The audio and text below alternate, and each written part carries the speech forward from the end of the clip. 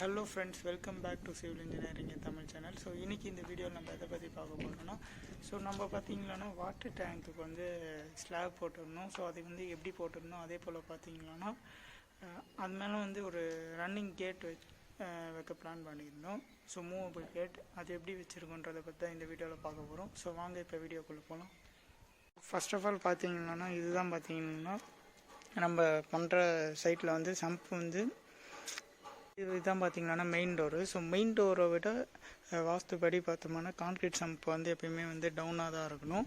So அதனால் என்ன பண்ணியிருந்தேன்னு பார்த்தீங்கன்னா, ஸோ மெயின் டோர் வாசக்கால்லேருந்து ஒரு 18 இன்ச்சு மார்க் பண்ணிவிட்டு, ஸோ அந்த 18 இன்ச்சு வச்சு என்ன பண்ணியிருந்தேன்னு பார்த்தீங்கன்னா டியூப் லெவல் வந்து ஸோ அந்த பில்லருக்கு எடுத்துகிட்டு போயிருந்தோம். ஸோ அந்த பில்லர்லேருந்து என்ன பண்ணியிருந்தோன்னு பார்த்தீங்கன்னா ஒரு 6 இன்ச் வந்து டவுனில் வச்சுருந்தோம் நாங்கள் வந்து சம்பு ஸ்லாபு.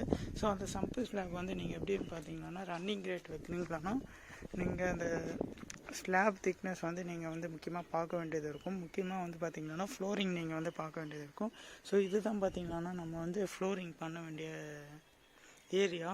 ஸோ இந்த ஃப்ளோரிங்கை பொறுத்து தான் இந்த ரன்னிங் கேட்டை நம்ம வந்து ஃபிக்ஸ் பண்ணணும். இல்லைன்னா என்ன ஆகும்னு பார்த்தீங்கன்னா மேலே கீழேன்னு இருந்ததுன்னா என்ன ஆகும்னு பார்த்தீங்கன்னா அந்த கேட் வந்து சரியாக மூவ் ஆகாது.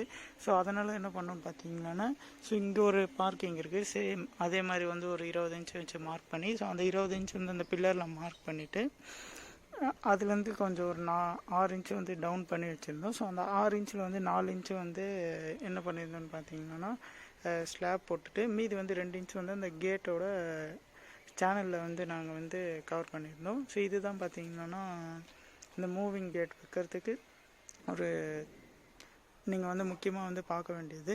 அதே போல் பார்த்திங்கன்னா இந்த மூவபிள் கேட் வைக்கும்போது என்ன பண்ணணும்னு பார்த்தீங்கன்னா, ஸோ இது பார்த்திங்கன்னா ஒரு சேனலு, ஸோ மொத்தமாக வந்து 2 சேனல் கொடுத்துருந்தாங்க. ஸோ அந்த 2 சேனல் வந்து நம்ம வந்து வச்சு பார்க்கணும்.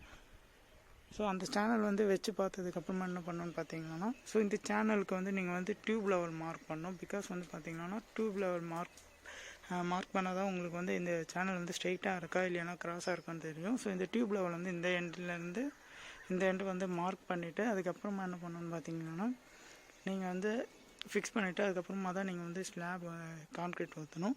பிகாஸ் வந்து பார்த்தீங்கன்னா நீங்கள் வந்து ஃபஸ்ட்டு ஸ்லாப் போட்டுட்டு அதுக்கப்புறமா நீங்கள் வந்து அந்த மாதிரி தான் என்ன பண்ணணும்னு பார்த்தீங்கன்னா இந்த சேனலை வந்து டியூப் லெவல் எடுத்து அதுக்கேற்ற மாதிரி நம்ம வந்து ஃபஸ்ட்டு ஃபிக்ஸ் பண்ணணும். ஸோ நெக்ஸ்ட்டு என்ன பண்ணணும்னு பார்த்தீங்கன்னா, ஸோ இப்போ வந்து பார்த்திங்கன்னா இந்த சேனல் ஃபிக்ஸ் பண்ணிட்டோம். ஸோ இந்த சேனல்லேருந்து ஒரு 2 இன்ச்சு கம்பெனி ஃபுல்லாக வந்து நம்ம வந்து பிசிசி வந்து போட்டுட்டு அதுக்கப்புறமா என்ன பண்ணணும் பார்த்தீங்கன்னா மீதி இருக்க சேனலை வந்து அந்த லாஸ்ட்டுக்கு எடுத்துகிட்டு போயிட்டு டியூப் லெவல் வச்சு மார்க் பண்ணால் உங்களுக்கு வந்து எப்படி சொல்கிறதுன்னா இந்த ரன்னிங் கேட் வந்து பக்காவாக ஃபிக்ஸ் பண்ணிடலாம். இல்லாட்டி என்ன ஆகும்னு பார்த்தீங்கன்னா மேலே கீழே இருந்தால் என்ன ஆகும்னு பார்த்தீங்கன்னா அந்த கேட் வந்து மூவ் ஆகாது. ஸோ அது போட்டும் யூஸ் இல்லாத மாதிரி இருக்கும். ஸோ நீங்கள் யாராச்சும் வந்து இங்கே சம்பில் வந்து ரன்னிங் ரேட்டு இல்லை வந்து நீங்கள் வந்து எப்படி ஃப்ளோரிங் டிசைட் பண்ணுறதுன்றதை பற்றி உங்களுக்கு வந்து டவுட் இருந்ததுன்னா ஸோ இந்த வீடியோ உங்களுக்கு வந்து யூஸ்ஃபுல்லாக இருக்கும். ஸோ இந்த வீடியோ உங்களுக்கு பிடிச்சிருந்ததுன்னா மறக்காமல் நம்ம சேனலுக்கு சப்ஸ்கிரைப் பண்ணுறேன்.